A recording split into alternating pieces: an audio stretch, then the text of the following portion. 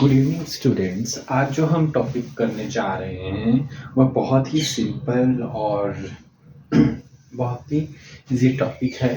So hope आप काफ़ी कुछ इससे रिलेटेड जानते भी हैं। सो आज का जो हमारा टॉपिक है that is employee safety and health. Employ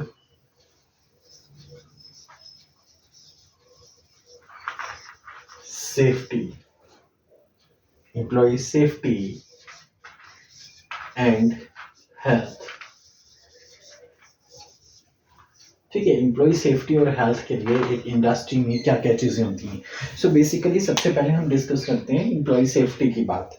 so employ safety की बात, अगर जब भी हम सेफ्टी की बात करते हैं तो इसका मतलब होता है कि एक ऐसा इन्वायरमेंट प्रोवाइड करना, एक ऐसी वर्क प्लेस प्रोवाइड करना जहाँ पे कोई भी एम्प्लॉय या वर्कर जो है वो रिस्क फ्री किसी भी इंजरी से रिस्क फ्री होके काम कर सके। So that we known as safety. Safety का मतलब यही होता है। ठीक है, देन इसके अंडर क्या आ जाती है, basically protection of the worker और एम्प्लॉय, है ना। वर्कर और एम्प्लॉय की सेफ्टी की बात हो रही है तो प्रोटेक्शन की बात हो रही है उसकी, कि उसको किसी भी तरह का फिजिकल हार्म ना हो, उसको किसी तरह का इंजर्ड ना हो, उसको किसी भी तरह मेंटली प्रॉब्लम ना हो।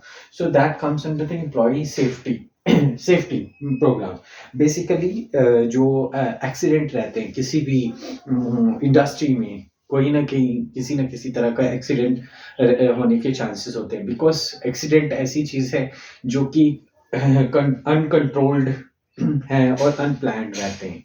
ठीक है, सो जो बेसिकली टाइप ऑफ एक्सीडेंट्स जो रहते हैं दैट मे बी मेजर और माइनर। मेजर वो एक्सीडेंट जिसमें क्या है, ब्रेकेज हो जाती है बोन या इंजरी हो जाती है ना। और माइनर इसमें जिसमें माइन्यूट सी इज इंजर्ड होता है बट आफ्टर सम रिकवरी हो जाती है एक एम्प्लॉयज की या वर्कर की, ये हो सकते हैं। ये फेटल है, नॉन फेटल। फेटल ऐसे जिसमें डेथ होने के चांसेस रहते हैं, और नॉन फेटल जिसमें वही अगेन की रिकवरी हो जाती है आफ्टर सम टाइम। और सम टाइम ये अनफेटल्स जो हैं ये फेटल में भी कन्वर्ट हो जाते हैं अगर इग्नोर किया जाए इन चीज़ों को। देन इसकी वजह से जो है वो डिसेबिलिटी जो होती है वो पार्शियल हो सकती है या टोटल हो सकती है। पार्शियल मतलब कि हो सकता है उसका लिब्स जो है कट गए हों या लिब्स जो है डिसेबल हो जाए, काम ना कर पाए। और टोटल मतलब उसके बाद वो प्रॉपर वे से चल ना पाए या काम ना कर पाए, that comes under the total, है ना। देन फेटल और नॉन फेटल। तो इंसिडेंट, यहाँ एक टर्म आती है इंसिडेंट। तो इंसिडेंट बेसिकली क्या है, फॉर्म ऑफ एक्सीडेंट है, एक तरह का फॉर्म ऑफ एक्सीडेंट है जिसमें क्या है, जो मे बी और मे नॉट बी, उसका जो पॉसिबिलिटी एक्शन रहती है वो इंजरी हो सकती है या नहीं भी हो सकती है। अब बात आती है कि सेफ्टी की जरूरत है कि एम्प्लॉयज को क्यों पड़ी। सो सबसे पहले तो है ये क्या है, कॉस्ट सेविंग है ना। अगर हम सेफ्टी की बात करें तो कॉस्ट भी सेव होती है, बिकॉज कहीं ना कहीं कंपनी को कंपनसेशन देना पड़ता है सेफ्टी को लेकर। ठीक है, तो ये सेविंग रहती है। देन इंक्रीज्ड प्रोडक्टिविटी, जब आपका जो इन्वायरमेंट है वो सेफ रहेगा जिसमें आप काम कर रहे हैं तो ऑब्वियस सी बात है एक एम्प्लॉय का ध्यान जो है वो काम की तरफ लगेगा, तो उससे प्रोडक्टिविटी इंक्रीज होगी। देन मॉरल बूस्ट होता है। मॉरल बूस्ट कैसे होगा कि अगर सेफ इन्वायरमेंट में काम कर रहा है तो कहीं ना कहीं जो एम्प्लॉय है या वर्कर है उसको उसको रहेगा कि वो एक अच्छे इन्वायरमेंट में, एक बेटर इन्वायरमेंट में काम कर रहा है। देन लीगल, समटाइम क्या होता है सेफ्टी को लेकर कुछ लीगल लॉज भी हैं जो कि हमें फॉलो करने पड़ते हैं, जैसे फैक्ट्री एक्ट के अंदर या कंपनसेशन, ये बहुत सारे लॉज हैं जिनके अंदर हमें OSH, occupational safety and health के अंडर हमें काम करना पड़ता है, जो कि मेडिकल काउंसिल ऑफ इंडिया ने भी दिए हुए हैं, तो उनके अंदर काम करना पड़ता है। अदरवाइज क्या होता है कि अगर हम इन प्रिकॉशंस को, इन रूल्स रेगुलेशंस को नहीं फॉलो करते तो कहीं ना कहीं पेनल्टीज भी चार्ज की जाती है ऑर्गेनाइजेशंस के द्वारा। Now comes to the point that employee safety और हेल्थ में से रिलेटेड है उसका हाइजीन, एम्प्लॉय का जो इन्वायरमेंट है उसकी साफ सफाई कैसी है। बेसिकली जो एक एम्प्लॉय है ना वो डिफरेंट टाइप्स के हैजर्ड से गुजरता है। That may be mechanical hazards हो सकते हैं, उसको वर्क प्लेस के मैकेनिकल हो सकती हैं, मैकेनिकल हैज़र्ड्स से गुज़र सकता है, वो फिज़िकल हैज़र्ड से गुज़र सकता है। देन बायोलॉजिकल हैज़र्ड्स हो सकते हैं, बायोलॉजिकल हैज़र्ड से गुज़र सकता है। Then we have that is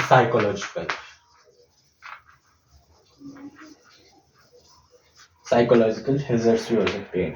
अगर हम बात करें फिज़िकल और मैकेनिकल हैज़र्ड्स की, तो फिज़िकल और मैकेनिकल हैज़र्ड्स में लाइक जो एक वर्कर है वो कोई सामान को कैरी कर रहा है, एक जगह से दूसरी जगह के लिए लेकर जा रहा है ना? सो वो मैकेनिकल उसकी वजह से क्या है, उसको स्ट्रेन आ सकती है, स्ट्रेन आ सकती है, बॉडी एक्ट हो सकते हैं, तो मैकेनिकल हैज़र्ड्स या वो नीचे देन फिज़िकल में हमारे पास वो गिर सकता है, उसको चोट लग सकती है, या वो प्रॉपर वे से टूल्स इक्विपमेंट्स को यूज़ नहीं करता है, तो उसको इंजर्ड हो सकता है। लाइक अगर प्रॉपर वे से ग्लव्स वगैरह ना पहने तो वो कहीं न कहीं उसको इंजरी हो सकती है, है ना? देन बायोलॉजिकल हैज़र्ड्स में आपके सामने है बेस्ट एग्ज़ाम्पल है कि कोविड-19 अगर वो precautions one can not follow the precautions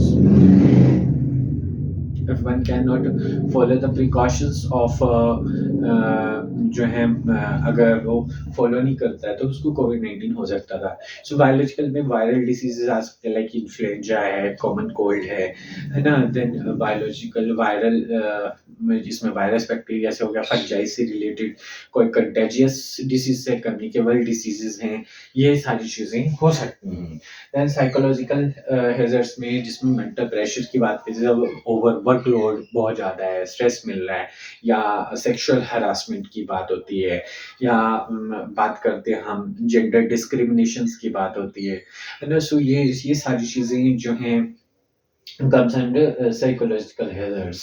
So in 4 जो बेसिक हैज़र्ड्स हैं, इनको भी एक ऑर्गेनाइज़ेशंस को ध्यान में रखना पड़ता है कि उसके लिए क्या है, प्रॉपर वे से एक चैनल हो, प्रॉपर वे से वर्किंग रूल्स और रेगुलेशंस हों, प्रॉपर वे से एक एसओपीज़ स्टैंडर्ड ऑपरेटिंग प्रोसीजर्स हर काम को करने को ऑर्गेनाइज़ेशन ने बनाए होते हैं, है ना? अंडर द लॉज़ और एज़ पर द नॉर्म्स किस तरह से आपने वो पर्टिकुलर ऑपरेशंस करना है। दैट इज़ द रीज़न हमने एक स्टडी किया था कि ट्रेनिंग दी जाती है, इंडक्शन प्रोग्राम होता है किसी भी ऑर्गेनाइजेशन में, जिसमें उसके बारे में बताया जाता है, वर्किंग प्रोसेस के बारे में ऑर्गेनाइजेशंस की बताया जाता है।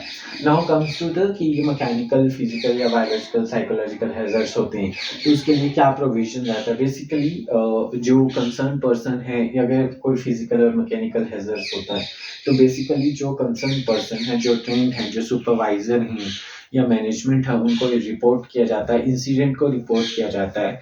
देन इंसिडेंट का बेसिक रीज़न क्या था, what are the basic reasons for that particular incident, ये फाइंड आउट करने की कोशिश की जाती है।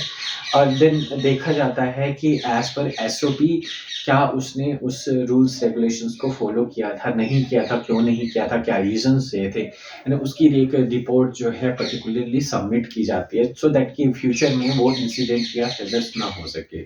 नाउ सेकेंडली अगर लेट्स टेक एन एग्जांपल कि एक फिजिकल हैजर्ड इंजरी हो जाती है किसी भी एम्प्लॉय या वर्कर को, सो पर्टिकुलरली जो पर्सन फर्स्ट एड के लिए ट्रेन्ड है ना, उसको रिपोर्ट किया जाता है, या पर्टिकुलरली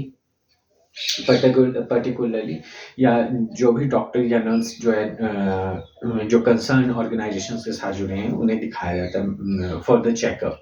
सो बिकॉज मेजर और माइनर किसी भी तरह का एक्सीडेंट होता है, मैकेनिकल है चाहे फिजिकल है, तो कहीं ना कहीं वो साइकोलॉजिकल ट्रॉमा से भी जुड़ा हुआ है, तो उसके साइकोलॉजिकल हेल्थ पे भी समटाइम इफेक्ट्स पड़ते हैं, है ना?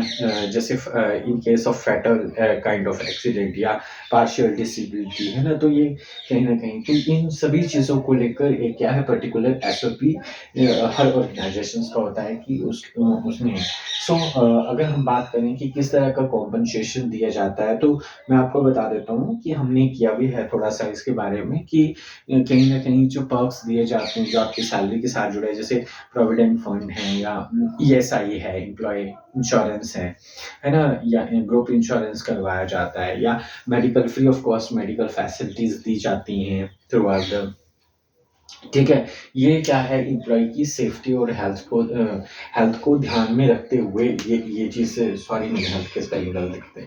सो ये सारी चीज़ें जो हैं वो एक एम्प्लॉइज़ की ध्यान में रखी जाती हैं particularly.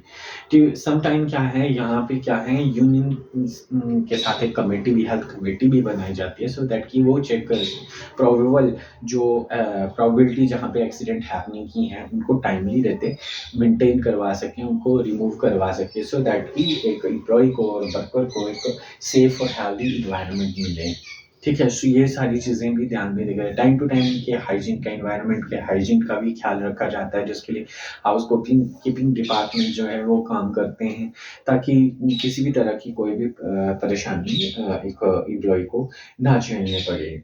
So that comes under the safety and health.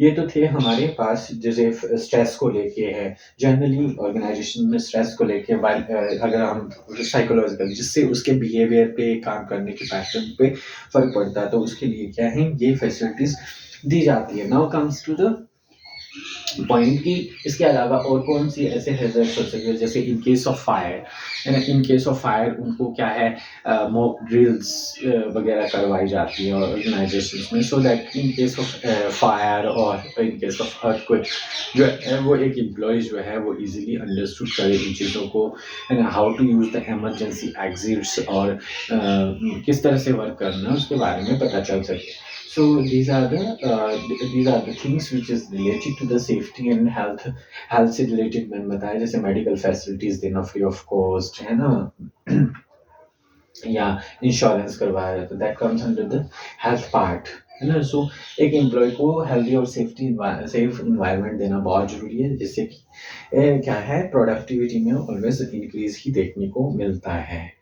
So that is all about the employees और worker safety and health. Hope आपको मेरी ये वीडियो पसंद आई होगी। सो प्लीज़ मेरे चैनल AKM मैनेजमेंट क्लासेस को लाइक शेयर और सब्सक्राइब करें। Thank you.